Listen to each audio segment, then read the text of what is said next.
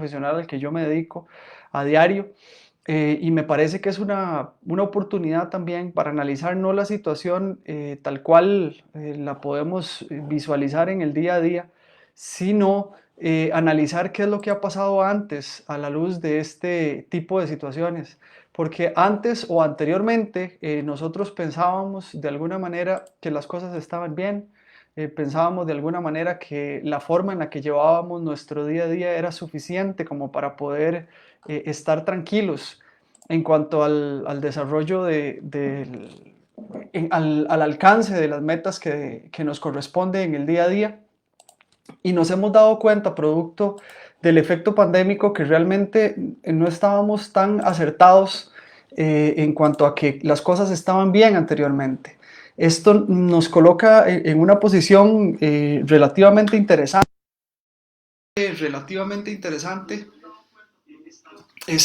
nos pone a reflexionar un poco en materia y comentarles en primera instancia que estamos obviamente a través de la radio de los 89.1 FM, que es una redundancia, pero que también estamos a través de redes sociales. Estamos tanto en la página de Facebook de CRC 89.1 y estamos a través de nuestras redes sociales en mi trabajo Hablando con Datos. La página de Facebook de CRC la pueden encontrar en CRC, la encuentran en Facebook como CRC 891 Radio. En el caso de nuestra página pueden encontrarla en Facebook igual, en mi trabajo HCD en la sección de videos. Para efectos de mantenernos en contacto, estamos en el 8844-2244 y nos gustaría montones poder interactuar de alguna manera sobre los tópicos que vamos a desarrollar o por lo menos sobre vamos a ver, la reflexión que nosotros hemos realizado y la reflexión que va en torno a esta época pandemia. Me gustaría en primera instancia, y haciendo énfasis en el título que le dimos a este contacto y en lo que también anunciamos a través de las redes sociales como un live, haciéndolo coincidir con el programa que desarrollamos o el espacio radial que tenemos todos los sábados de 4 a 4:55 de la tarde. Y lo inicial o a nivel conceptual hablábamos de la pandemia bajo el análisis de dos características particulares. La primera es responsabilidad y la segunda es detonante. Nosotros planteamos una diferencia importante en cuanto al abordaje que le podríamos dar o la interpretación que le podríamos dar a esta situación. Para iniciar, mencionarles la reflexión en resumen. Y posteriormente vamos a entrar un poquitito al desarrollo y ahí es donde me encantaría conocer un poco cuál es el pensar en términos generales de quienes nos oyen y nos escriben, porque cada uno de nosotros tiene en el día a día una, vamos a ver, una interpretación de su realidad. Y ahorita hay elementos puntuales que nos están definitivamente agobiando. Y estos elementos puntuales básicamente son elementos de supervivencia, son elementos que nosotros no pensábamos probablemente con la profundidad que lo estamos haciendo ahora, sino que los tomábamos como elementos que se daban por sentado. Y eso es algo que nos vino, estaba escuchando antitos de empezar una parte del programa anterior aquí en Cadena Radial Costarricense con Don Jack, y en parte del cierre que escuché en el programa de ellos me llamó muchísimo la atención porque es relativamente coincidente con lo que hemos venido nosotros pensando en materia del tema del COVID, ¿verdad? La realidad que nosotros teníamos anteriormente era una realidad pasiva y uno de los especialistas que estaba invitado en el programa anterior indicó que nos acordamos, más o menos, que nos acordamos de que tenemos vida. Esa es la reflexión principal sobre la cual ha girado mucho la intención de compartir con ustedes este pensar de manera directa, porque cuando uno habla de responsable y detonante, hay diferencias importantísimas desde el punto de vista conceptual que a veces no detallamos. Entonces, primero lo primero, cuando nosotros hablamos de una responsabilidad, Cuando yo soy responsable de algo es que yo soy consciente de una obligación en específico y actúo conforme a ella. Cuando yo hablo de un detonador es básicamente un elemento que puede provocar o desencadenar una acción específica o un proceso específico. Entonces, en el diario vivir nos hemos encontrado con la realidad del COVID-19, del cual, como les dije anteriormente, a pesar de que es responsabilidad de todos tenerlo presente, pues yo me informo semana a semana, escucho los datos, soy consciente también a nivel de, como costarricense y en términos generales, como una persona crítica sobre la información que se recibe, que realmente lo que nos están diciendo en cuanto a la cantidad de casos que están apareciendo en el día a día no son datos transparentes. Y esto lo dijo Diego Quiroz, no lo dijo CRC 89.1, por si tenemos el anuncio al principio que dice que no, somos, que no son responsables de lo que nosotros decimos y tienen razón. 360 casos ayer no son 360 casos. De hecho, quienes tienen conocidos o relación con funcionarios a lo interno de la Caja Costarricense de Seguro Social saben que ese número no está ni cerca, ni siquiera la mitad de lo que realmente está ocurriendo. Estamos haciendo un manejo vamos a ver, y vamos a llamarle como un manejo de la ansiedad popular que se puede generar en torno a la cantidad de casos, que para mí también está mal hecho, porque no estamos reflejando lo que realmente está ocurriendo y ante ese reflejo, lo que hemos sido somos un poco laxos en cuanto a ciertas situaciones que tienen que haberse atendido a priori y tenemos ejemplos importantes de manejo.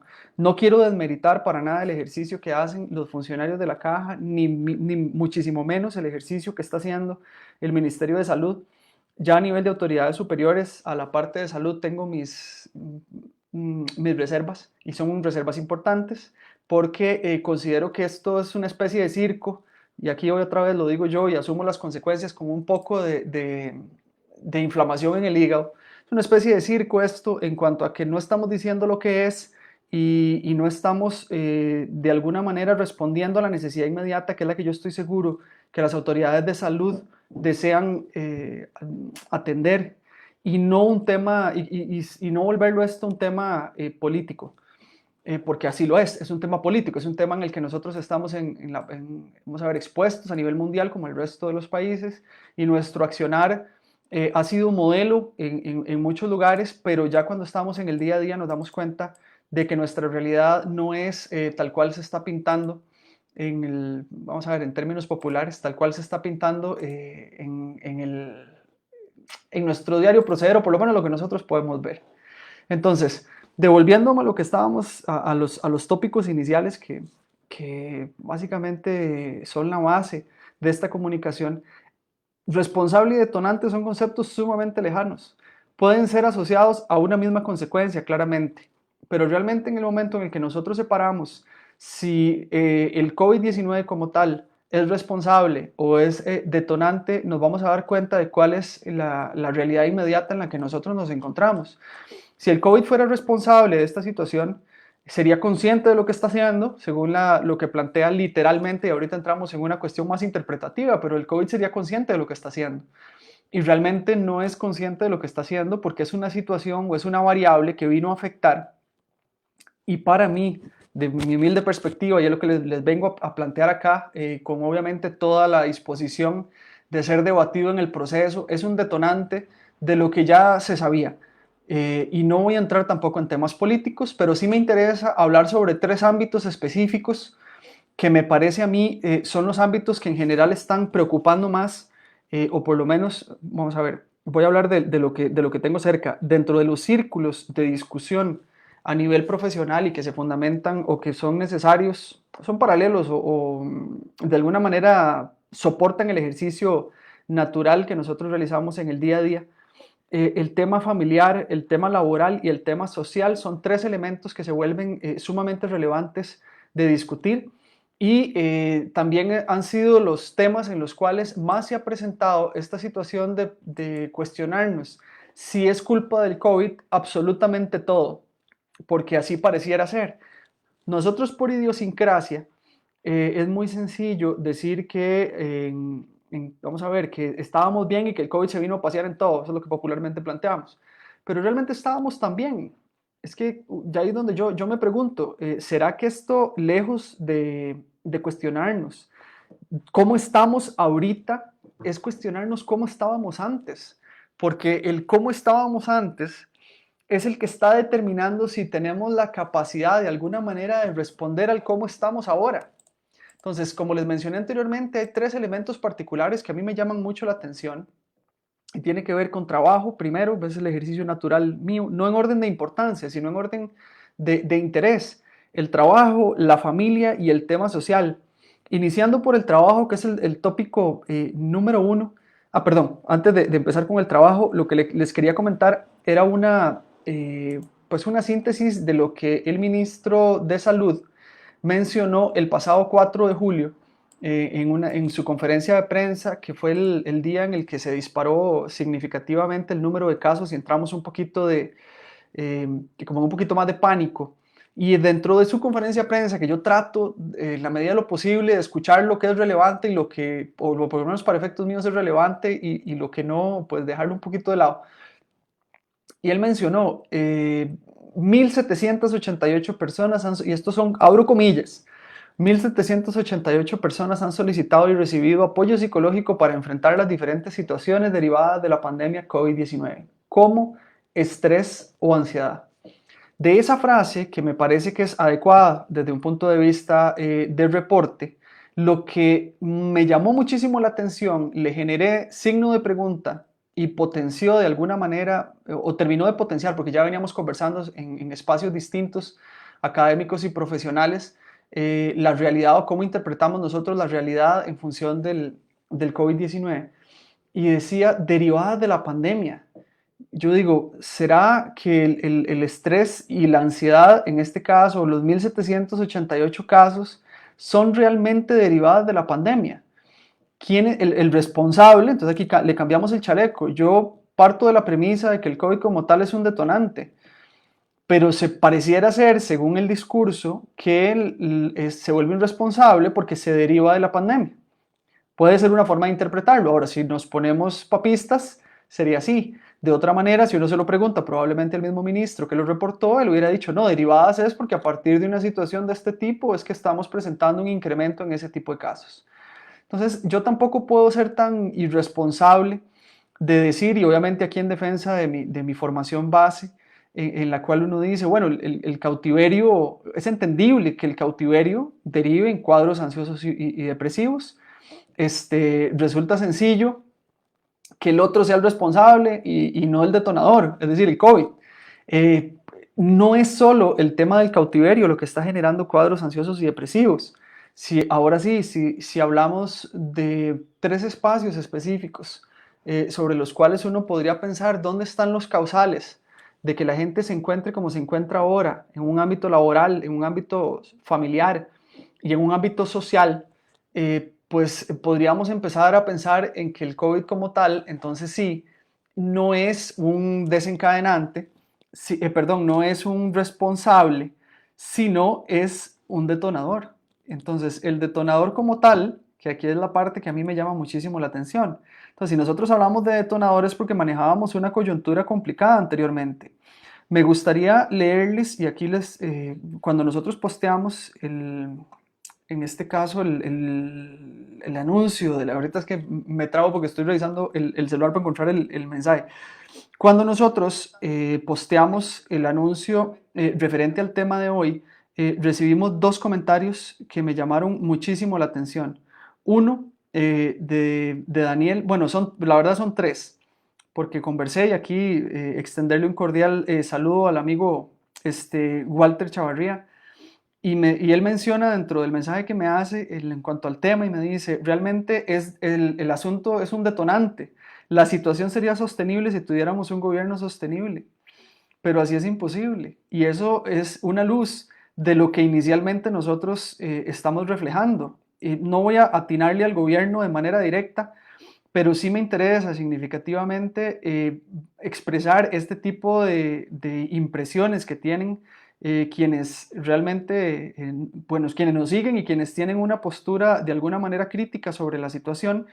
Y el otro, bueno, es que fueron varios, entonces quiero encontrar el de Don Daniel, que que es otro Daniel.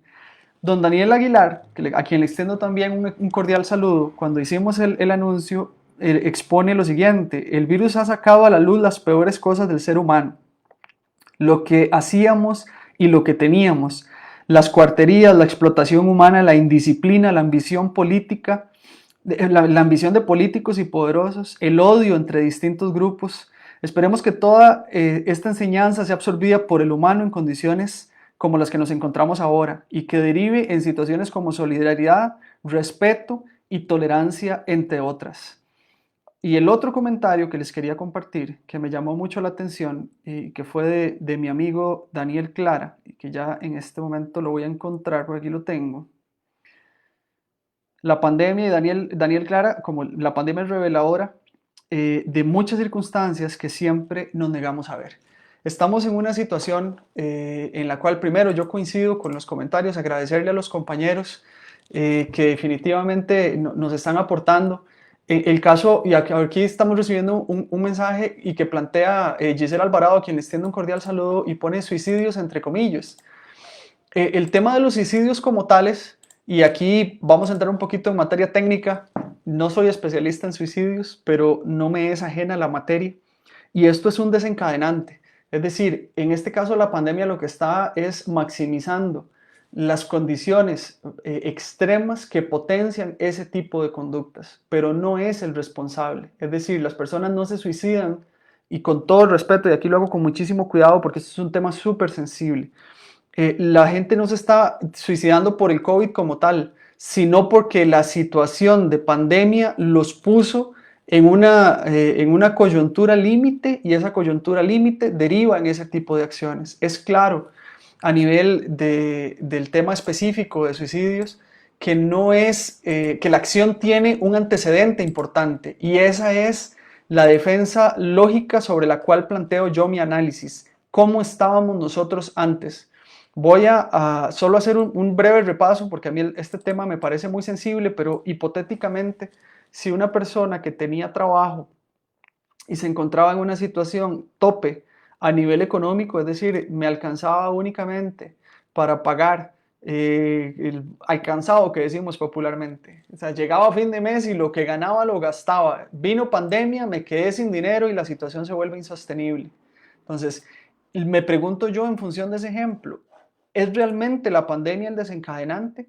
Es decir, la pandemia generó que la persona tuviera un nivel de endeudamiento de ese tipo, o la pandemia fue el responsable de que las personas no pudieran salir avante con las responsabilidades que ya tenían a mano previo a la pandemia. ¿Estábamos listos nosotros o éramos prevenidos a la hora de asumir responsabilidades? Son elementos que definitivamente se tienen que poner sobre la mesa, y tenemos que cuestionarnos y responsabilizarnos cada uno sobre lo que realmente corresponde. Se oye mucho estadísticas muy gruesas sin un análisis interpretativo importante que diga, bueno, realmente lo que está ocurriendo es producto de una situación social previa y no producto de la pandemia como tal. Y les voy a dar ejemplos puntuales y sigo manteniendo los tres elementos sobre los cuales partí para conversar sobre esto. Hablamos de trabajo, hablamos de familia y hablamos del tema social. A nivel de trabajo, la gente está manejando o expresa presentar indicadores de estrés y ansiedad, tal cual lo desencadenó el ministro en su discurso, y de estos 1.788 personas que han solicitado tratamiento para enfrentar las diferentes situaciones. Y me voy a ir puntualmente a un elemento particular. Cuando se vino el tema de la pandemia y el Ministerio de Salud determina que es de alta relevancia el hecho de proteger o de minimizar la posibilidad de alcanzar una transmisión comunitaria, entonces envían a la gente a trabajar a su casa definitivamente. Entonces, cuando los envían a la casa, decimos, bueno, ahora sí le entramos al teletrabajo. El teletrabajo es una propuesta que se desarrolló en el Instituto Costarricense de Electricidad como empresa pública pionera. No voy a entrar en el sector privado porque como esos son modelos externos, tiene otro tipo comparativo, pero a nivel nacional esa fue la primera, y me correspondió estar por diferentes circunstancias muy cercano a ese proceso. existían condiciones mínimas necesarias para poder implementarlo.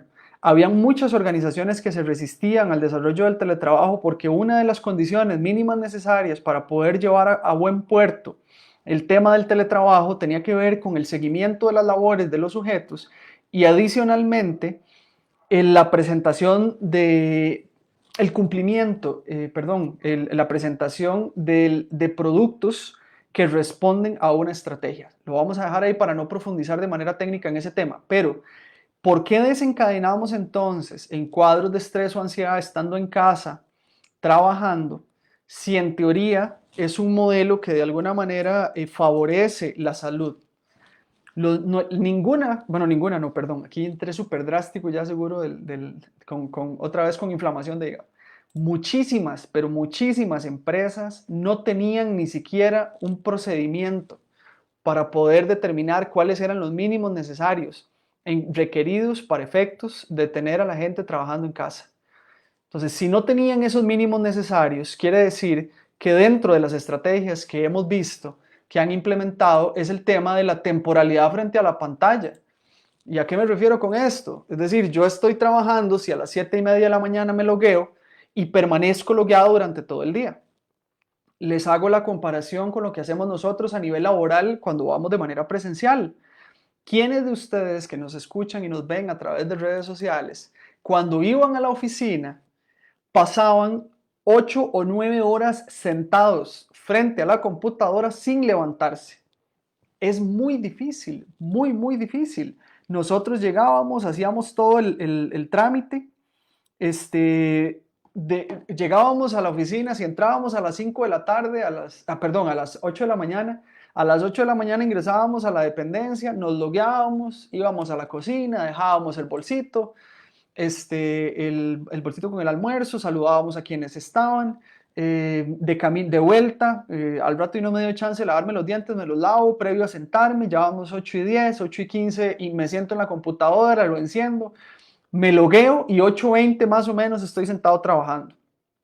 Voy al baño, dependiendo de la organización y en promedio voy al baño cuantas veces quiera. Y si tengo que movilizarme de mi escritorio y mi jefatura sale y dicen, ¿dónde está Diego? Ah, mira, es que Diego anda haciendo un trámite en el primer piso. Ah, perfecto. Entonces cuando llegue le dice que por favor pase a la oficina. Eso es súper normal. Dentro del análisis de las cargas de trabajo que naturalmente se realiza, la fórmula contempla tiempos perdidos.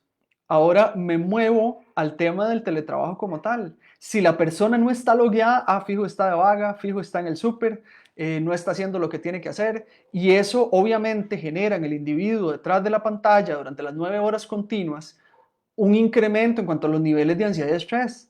Entonces me devuelvo al principio del análisis. La ansiedad y el estrés como tal es producto de la pandemia. En este caso es producto de un modelo mal implementado y así salieron un tanate gente. Nadie sabe qué productos están entregando, es más, nadie sabe, eso es como decía mi amigo Joaquín, con quien coincidí en uno de los, Joaquín Zamora, siempre decía que hay situaciones en el trabajo que es como el chancho en el árbol. Yo lo utilizo como encontrarse un chancho en un árbol. Nadie sabe cómo llegó el condenado chancho al árbol, pero ahí está. Entonces, este tipo de situaciones son equivalentes. Nosotros estamos teniendo gente en la casa que no sabemos qué está haciendo, pero inclusive sin hacer nada desde la casa se vuelve sumamente preocupante porque esta persona sin hacer nada se desgasta y deriva en una problemática que no es responsabilidad del COVID-19, es el detonante en materia del COVID, es el detonante en cuanto a condiciones previas que no se resolvieron. La gente que se está quedando sin trabajo y es terrible y es súper lastimoso, que eso es algo que, vamos a ver, y eso es otro dato en el cual yo no confío. Supuestamente dijeron que estábamos en un 13% la tasa de desempleo, para mí es superior, pero también sería sumamente alarmante y nos afectaría a nivel político en otros ámbitos decir la realidad de lo que nosotros estamos planteando, de lo que estamos generando a nivel de desempleo. Eso es sumamente crítico y es algo incontrolable. En ese caso, el COVID sería un poquito más responsable como tal. ¿Por qué? Porque obviamente hay una reducción en cuanto al tema del ejercicio laboral que nos cohíbe significativamente. Entonces, en ese caso, pues no hay nada que decir. Pero hay también temas alternativos producto del desempleo que nos complican. ¿Cuánto me capacité yo previo a esta situación? realmente estaba yo en capacidad de generar un cambio importante en mi rol natural diario, indistintamente de las condiciones que se presentaran. Tenemos una memoria muy corta y aquí quiero leer un comentario que me llega de mi amigo Juan Salazar, que es muy amigo mío, cercanísimo, y dice: hace 100 años hubo una pandemia, varios de los errores que se cometieron se vuelven a repetir. De la gripe española salieron varios puntos buenos, se dieron los primeros pasos para el sector salud a nivel país. Tenemos una memoria tan corta. Muchísimas gracias a Juan, que siempre me regaña por fuera, pero siempre nos escucha. Este, y aquí un saludo a mi amigo Denis Obando, que me estaba mandando un mensaje que no tiene nada que ver con el programa y se le olvidó que estoy en programa. este, eh, Realmente la memoria corta que a nosotros nos afecta, y no solo como costarricenses a nivel mundial, pero como costarricenses tenemos una memoria súper corta. Más, en el año 2007 creo que fue el terremoto de Cinchona, y ahorita me devuelvo a lo que estamos hablando, pero eso es memoria corta también. Había habido un terremoto de hace 100 años, se cayó todo porque es una falla, y ahorita probablemente volvemos a levantar casas y dentro de otros años se vuelve a dar el mismo movimiento, porque se nos olvida. Y en este caso, desde el 16 de marzo del 2020, se nos olvidó la situación en la que nosotros nos encontrábamos antes, fecha del 15 de marzo para atrás, con referencia a ciertos elementos que hoy nos están afectando. Estamos hablando directamente del tema del trabajo, y en el tema del trabajo, el teletrabajo está generando afecciones importantes porque obviamente potencia deficiencias a nivel de salud personal, pero también las organizaciones no estaban listas para ese proceso, muchísimas no estaban listas. Estamos haciendo métricas, ahora sí, de indicadores, estamos generando identificando los productos que cada uno entrega por semana, porque ahora sí es importante. Entonces vamos sobre la marcha.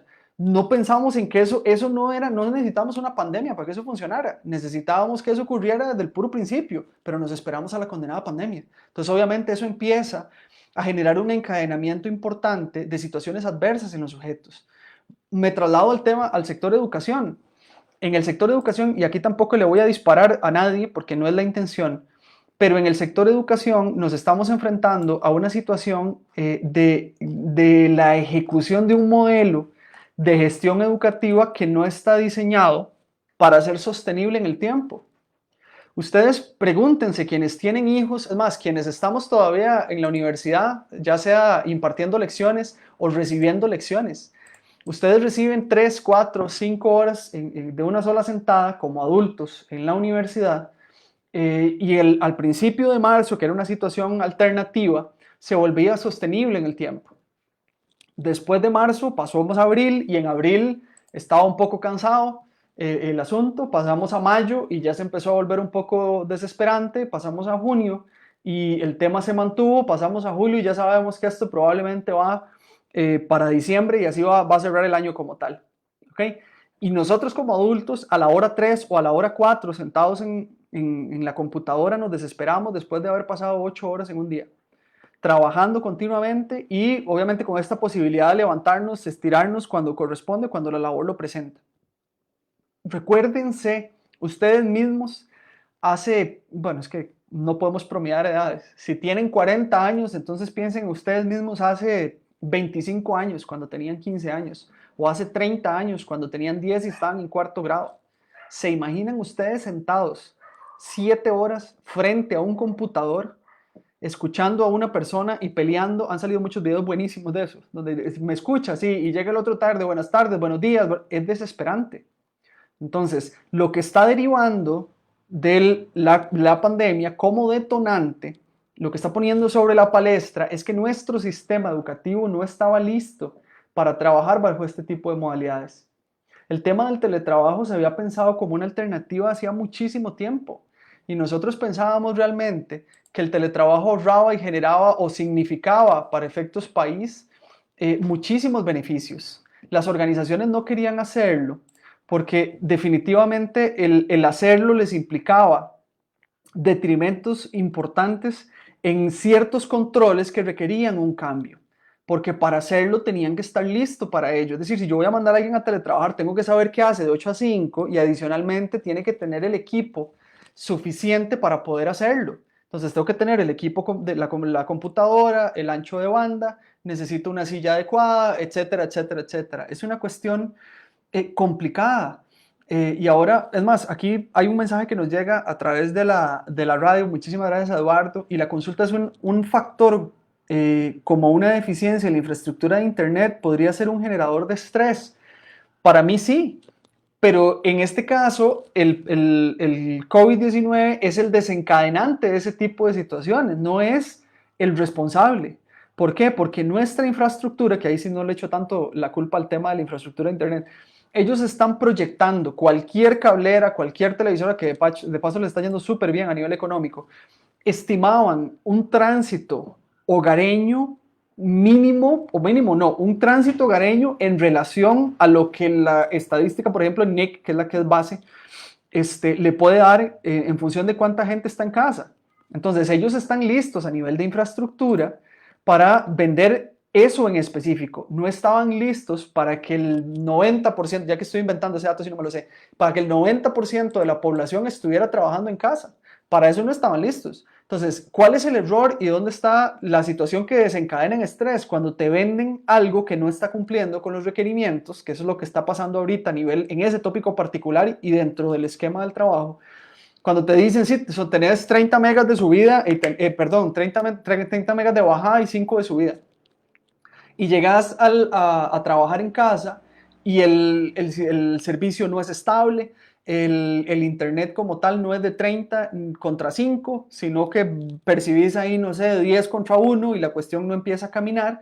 Entonces, obviamente, en el momento en el que la organización, que tampoco tenía una planificación dentro del marco de lo que yo venía conversando, tampoco tiene una planificación apropiada de la medición de los indicadores que se requieren para efectos del cumplimiento de roles en la oficina, exige que usted tenga un ancho de banda específico. Entonces usted contrata el 30 sobre 1, el 30 sobre 5, manda el correo con la nota del programa que contrató y dijo, bueno, dice, tengo 30 sobre 5, ya la empresa va por sentado que eso va a funcionar. Entonces cuando no funciona, viene a ser una variable que genera a todos nos ha pasado, ojalá cargando el informe y la carga del informe no sube y no sube y no sube, y se vuelve, y se vuelve una situación súper estresante. Entonces, ahí está desencadenando una situación o es parte, vamos a ver, es un elemento que detona un factor que anteriormente no fue abordado. Es responsabilidad de las personas que están en casa tener el ancho de banda suficiente para cumplir con ese rol. Y eso es una discusión que ha sido fuerte, porque nosotros nos planteamos esa discusión como tal y uno dice, pucha, de verdad somos nosotros los responsables de que eso ocurra. O sea, nosotros estamos obligados a tener ese ancho de banda para poder cumplirlo. Entonces, muchos plantean que no, que debería ser la organización, pero también estamos en una coyuntura en la cual si yo me pongo muy dulcito para cuestiones de ese tipo, me puedo quedar sin trabajo. Y si no tengo trabajo, entonces la situación se vuelve igual de crítica. Entonces, lo tenemos que asumir. Entonces, tenemos que asumirlo sobre condiciones como las que tenemos y no tenemos margen. Esa es la realidad que nosotros estamos viviendo y la realidad como tal es una realidad que ya la tenemos encima y sobre la cual tratar de resolver en el camino no es lo más positivo del mundo, porque ustedes saben que ejecutar cualquier acción ya con la situación que afecta de manera directa encima, pues, no nos va a generar el efecto deseado. Nosotros estaríamos pensando más bien en que este tipo de situaciones hubieran prevenido el hecho o la llegada de variables externas, como por ejemplo el COVID-19. Esto es una variable que nadie esperaba. Entonces, si yo me traslado, porque para tocar los otros dos tópicos, en el sector educación, que fue el que estaba abordando, y pensamos en los chicos, como les dije, y en estos chicos que pasan 8 o 9 horas sentados en un escritorio, y nos preguntamos nosotros si nosotros hubiéramos podido. Entendamos la contingencia desde un elemento global, no únicamente el hecho de que estén ahí sentados y listo, y que son de esta generación y que por ser de esta generación están acostumbrados a estar frente a un equipo. ¿En qué momento estos chicos liberan energía? Seamos realistas. Más, ¿cuántos? Y aquí esto es, esto es una barrida a los tobillos para quienes nos escuchan y nos ven y quienes tienen la posibilidad de conversarlo. ¿Cuántos chicos hoy día saben manejar una bicicleta? ¿Cuántos chicos hoy día saben manejar unos patines? ¿Cuántos chicos hoy día salen a mejenguear en la calle? ¿Cuántos han visto ustedes? Y eso es culpa del COVID. Eso no es responsabilidad de la pandemia como tal. Ya nosotros los teníamos habituados a estar en casa. Los teníamos habituados a no generar ningún movimiento físico, habituados a comer lo que quisieran. Y los teníamos habituados también a que fueran al colegio y los dejáramos en el colegio como si la cuestión fuera un depósito. Nos deshacemos literalmente de él. O sea, es complejo porque nosotros vamos y decimos, tomen y me lo atiende, y básicamente hay una responsabilidad importante por parte de los padres que ahora la están viendo, pero se vuelve una situación crítica. Entonces hablan del COVID como el responsable de esta situación crítica. Y no, son patrones de crianza. No están, muchos de los padres de familia no estaban ni siquiera listos para poder tener a sus hijos en casa. Y si nos trasladamos de manera lineal y delgada al tema familiar, la gente ni siquiera estaba lista para tolerarse entre sí. Entonces, el COVID no es el responsable, el COVID es el detonante. Ya nosotros a nivel familiar veníamos mal antes. Y en el momento en el que nos tenemos que ver las caras 24/7 y no tenemos la posibilidad de ir a un restaurante, no tenemos la posibilidad de ir al cine, no tenemos la posibilidad de trasladarnos a la oficina a ver otras personas, a socializar, y somos nosotros 2, 3, 4 o 5 núcleo familiar inmediato, en ese momento nos damos cuenta de que la situación del COVID no es el responsable como tal, sino que es el detonante. Entonces, ¿qué tenemos que trabajar? No echarle la culpa al COVID y esperar a que el COVID pase, que ese es el otro, bueno, no me voy a adelantar, pero ese es otro de los temas.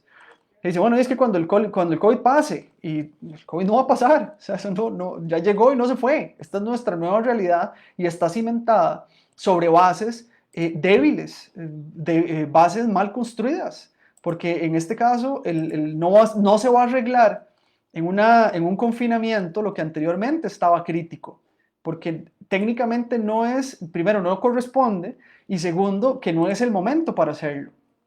Quiero leer otro comentario y quiero extenderle un cordial saludo a Kira Vilches, mi ex vecina, pero siempre vecina porque aquí la mamá vive al frente. Y ella trabaja en el sector de educación y dice, el gremio de educación está más que agobiado por esta situación. Se ha podido llegar a la meta de lo que tienen planteado, pero sin ningún tipo de capacitación. Además, se ha logrado a brincos y saltos porque el diseño de una educación presencial y no online es distinta. Esto con conocimiento de causa genera estrés importante en los funcionarios, padres de familia e hijos. Es totalmente pertinente el comentario y es totalmente real. No había una preparación previa, entonces vamos sobre la marcha y la gente quiere que se reaccione ante esta situación como si ya existiera. Y no, o sea, no existe, vamos a ver, la situación no existía y nosotros no estábamos listos. Entonces tenemos inclusive un debate entre los padres de familia y quienes regulan o trabajan en el sector de educación, porque tienen exigencias súper altas ante una situación que primero la institución no estaba lista y tampoco los padres de familia estaban listos como tales. Tenemos otro comentario en cabina, nuevamente gracias a Eduardo, y dice, ¿a uno le parece que se decía que los niños y adolescentes tenían una capacidad muy alta para adaptarse a la tecnología?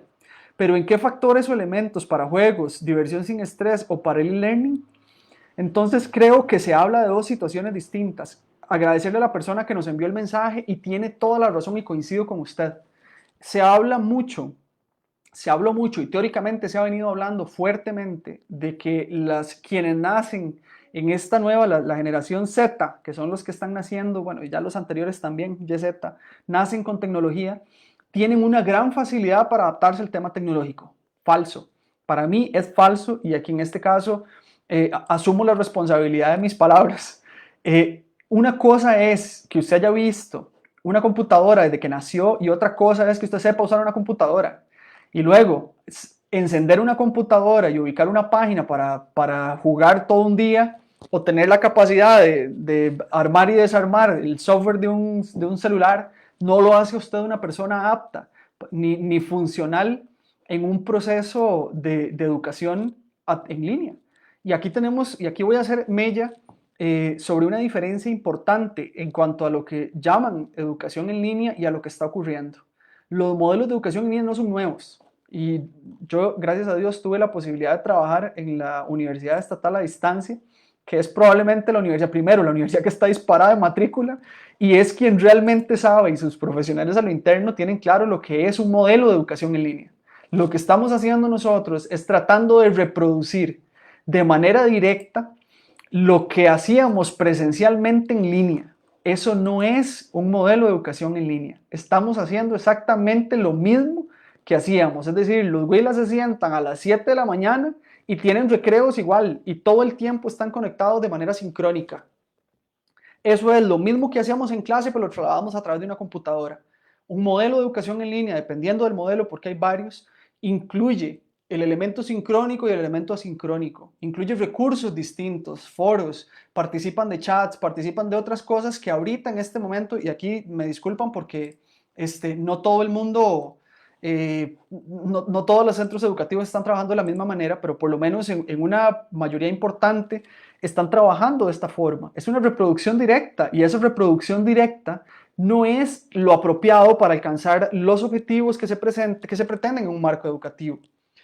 ¿Qué están haciendo? Vamos a ver, sector público, y tampoco le voy a disparar, están haciendo un esfuerzo importantísimo, porque el esfuerzo que se hace para poder sincronizar diferentes niveles socioeconómicos, que eso es un detalle importantísimo, pasa en colegios semiprivados y privados.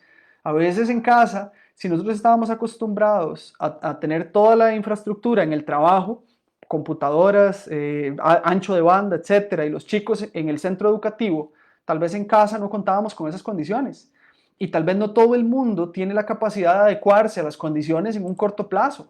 Entonces el chico o chica queda en desventaja y esa desventaja es significativa y va a tener un efecto posterior, porque ojo que ahorita nos dedicamos solo a hablar de los efectos anteriores, no los posteriores son otro programa y también lo vamos a hacer, pero ya de lo que resulte acá a nivel social, familiar y de educación, que lo que quiero es cerrar con el tema familiar, vamos a tener efectos significativos, porque a nivel interno, y aquí me adelanto, y ayer tuvimos una conversación de café súper interesante en esa línea, los chicos que están naciendo en esta época son chicos que no son abrazables, que no tienen esa cercanía física que tuvimos nosotros de chicos con otros chicos y con familiares, con nuestros mismos padres de familia, con los vecinos. Aquí todo el mundo es un enemigo. Cualquier persona que se suba al bus parece que se sube con una K-47 porque es súper preocupante y es muy difícil y las condiciones no son iguales para todos. Extenderle un cordial saludo a don Joaquín Vargas, mi estimado Joaquín, que nos envía un comentario a la página de CRC. Saludar a Marcia,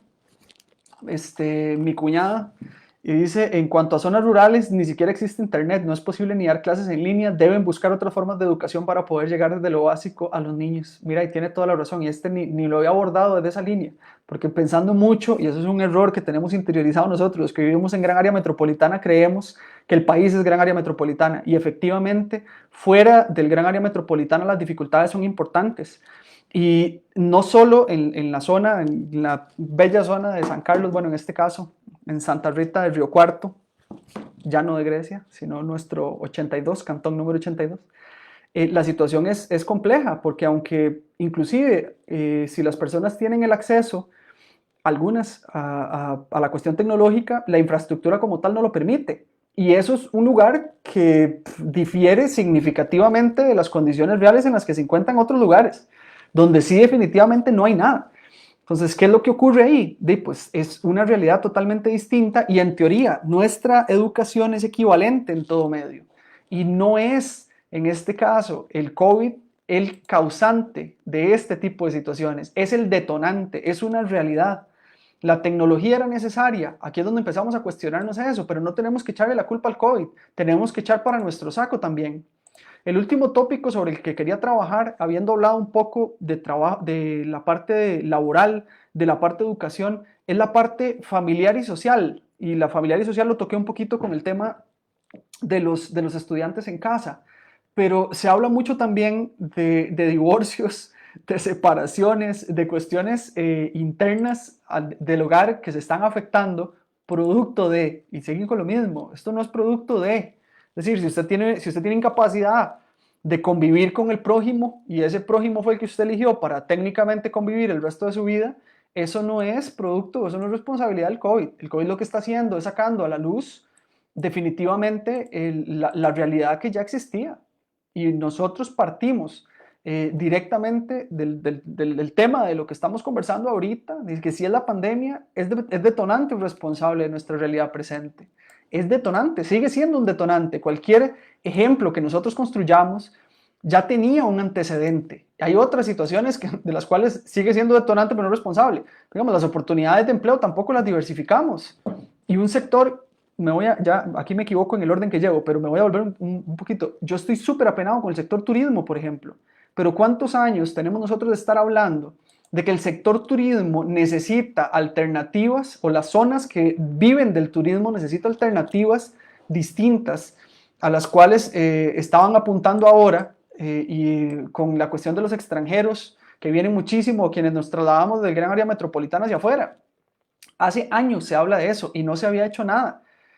Cuando entramos en la crisis del 2008, recuerdo de la crisis, bueno, nosotros no, pero Estados Unidos en la crisis inmobiliaria, si me equivoqué en el año me disculpan porque no lo tengo muy presente, fue el primer gran reflejo de la realidad del turismo en Costa Rica, donde se dieron pucha, y no cerrábamos locales, simplemente que no venían con la frecuencia que tenían que venir, pero fue un principio en realidad al cual ni siquiera le prestamos atención, porque nadie, si hubiese pensado que los aeropuertos iban a estar cerrados por completo en algún momento, que la gente no iba a poder moverse ni siquiera de su casa, eso era algo tan impensable que nunca nos preparamos para ello, pero no teníamos que esperarlo para que eso ocurriera. Ya turismo venía mal.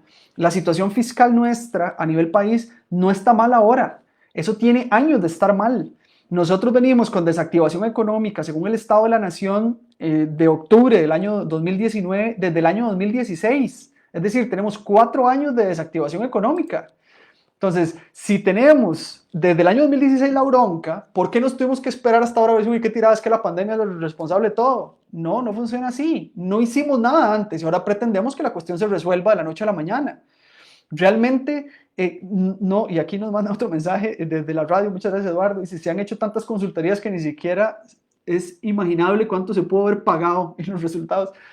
De eso se habla montones también, pero yo siento que de las consultorías que han hecho los resultados sí los dan, pero no se hace nada. O sea, el tema es que nosotros entremos en una dinámica de ejecución y dejemos de estarle tirando el muerto al condenado COVID.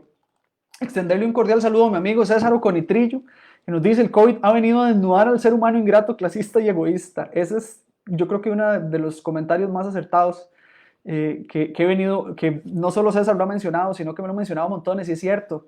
Nosotros estamos en una posición en la cual estamos sacando lo mejor y lo peor, y se ve muchísimo en temas de redes, en temas de redes sociales, todo ese resentimiento, en redes sociales porque ya ni nos vemos, pero todo ese resentimiento que hay con cualquiera es culpa del COVID primero, y no, ya eso viene de atrás. O sea, la xenofobia con la que nosotros estamos trabajando, eso no nació ahorita, eso no nació el 16 de marzo, ya la xenofobia existía.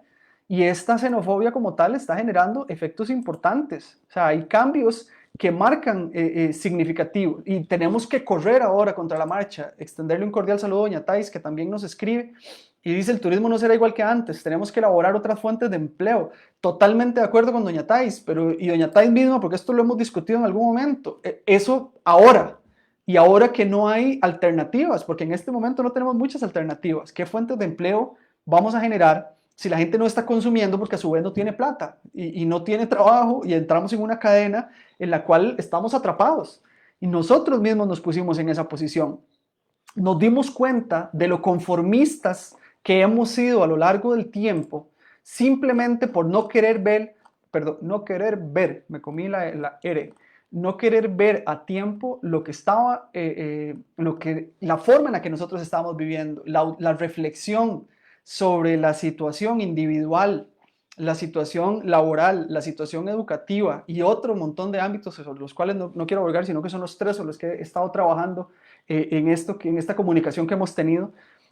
Surgió ahora, y surgió ahora porque no sé, hay gente que está muy ocupada, pero regularmente en casa tengo más tiempo, entonces un poquito de sopa de techo y empiezo a pensar, pucha, ¿qué hubiera sido? Sí, el que hubiera sido no funciona. Aquí lo primero, y ya para ir haciendo el cierre porque nos quedan unos minutitos, agradecerle a todos quienes nos han hecho comentarios. Y aquí un comentario de mi amigo Juan, que dice que sí es todo culpa de un sistema político. Y el otro mensaje no lo puedo leer, pero porque trae una carga emocional importante. Yo coincido con usted, Juan, pero no lo puedo leer. Y vamos a ver, el sistema político, aquí hay muchos responsables. Yo no soy politólogo ni quizá la mejor persona para emitir criterios sobre eso. Soy un ciudadano que trato de educarme constantemente y tener claro cuál es la situación país en la que nosotros nos encontramos. Pero sí creo que hemos sido muy pasivos en generar acciones que las famosas consultorías que recién nos hicieron el comentario a través de la radio, han demostrado. No sé, me siento como la NAME a veces, que la NAME siempre que se cae un puente dijo que ya la NAME le había recomendado que tenían que arreglarlo. Y pues ya para qué, ya se cayó el puente. Nosotros somos ese puente y la NAME probablemente todas esas consultorías que han existido anteriormente. Quiero compartir con ustedes en estos últimos minutitos reflexiones propias de esta situación que me parece, pues son propias, las pongo a disposición porque me parece que es algo que puede coincidir con lo que algunos piensan. Lo primero, una de las primeras reflexiones que hemos sacado en torno a esta situación, tanto desde el punto de vista individual, familiar como laboral, es que esta es nuestra nueva realidad y que sobre esta nueva realidad tenemos que seguir trabajando y dejar de lado el asunto que por culpa de. ¿Cómo trabajamos? Como se pueda. Y si no se puede, seguirla pulseando. Pero yo no creo que este sea el momento para esperar a que se dé algo magnífico o magnánimo en términos generales a nivel país y que digamos, ya se curó el COVID y todo viene bien. Se sabe que se tarda entre 20 y 25 años para poder levantarse de una situación como esta. El segundo punto, tratemos de ser felices en casa, porque esa es la realidad nuestra. Los que están ahí son los que estuvieron al principio y son los que seguirán estando. Limemos asperezas, resolvamos situaciones y sigamos adelante. La tercera, los amigos y la parte social que no me alcanzó para comentarla tanto. Hagámoslo cercanos, aprovechemos el tiempo que antes no aprovechábamos y estemos más cerca de ellos. La cuarta, esto es una cachetada de realidad, entre comillas. Traten de disfrutar de lo mínimo que antes no disfrutábamos. Era impensable creer que sentarse en un parque a conversar era algo tan importante como lo es hoy día y que añoráramos tanto un amanecer o un atardecer. Eso ni siquiera a veces nos lo cuestionábamos y ahora es algo, pucha, por sol, cualquiera, lo que sea. Lo siguiente, somos los mismos, exactamente los mismos, con las mismas carencias, las mismas virtudes, los mismos defectos. Somos los mismos. El asunto es que a partir de marzo de 2016 encontramos la mejor excusa para tratar de solapar esa realidad que nos vive. Y por último, y agradeciendo de verdad, bueno, y aprovechando para saludar a mi amigo David Venegas, que recién comentó, muchísimas gracias. Lo último, a las 4:55 y agradeciendo a todos de antemano, somos entes sumamente frágiles. Somos tan frágiles que ni siquiera logramos aguantarnos a nosotros mismos. No podemos vivir con nuestro ser. No en todos los casos, pero es una realidad latente y se percibe en el ambiente. De verdad, todos los que participaron, nos escucharon a través de CRC 89.1 y a través de redes sociales, muchas gracias. Si Dios lo permite, nos vemos el próximo sábado a las 4 de la tarde.